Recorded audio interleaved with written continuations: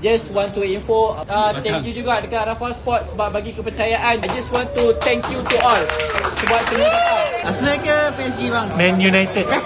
Kenapa kena bisik? Ini kita dibanjiri kamera. COYG. Iqbal ada kontak kita. Hari ni siapa datang dapat hadiah. Dari mana bang? Cerdas. Cerdas mantap. Baik.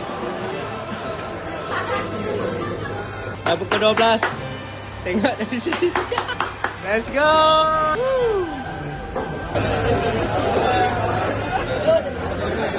Tadi tak dapat ke? Lagi. Apa dah? Ui. Aduh. Arsenal menang malam ni Berapa? 2-1. 2-1. 3-3. Nak test drive kat sini. Okay, so half time break. Lagi 2. Cantik.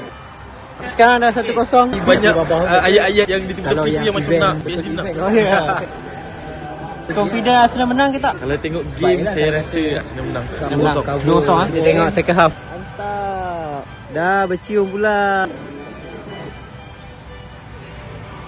Chelsea, PSG. Menang ke kalah? Menang 2-1. 2-1 Thanks to Rafah Serenia for sponsor this place. Alhamdulillah penuh, full house. Betul tak Mi? Baik baru sempat. Oh, penuh guys.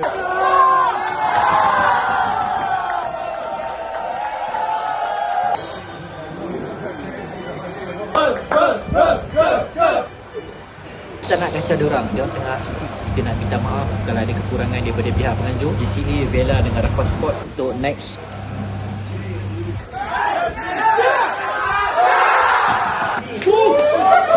Kita ada bagikan feedback. Thank you so much.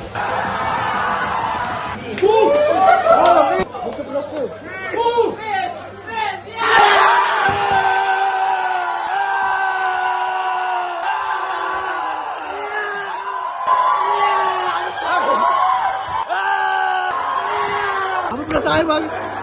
Ada. Nanti tolong cek. Takut air singki tu dia basuh-basuh muka. Air mata nak cover. Air mata.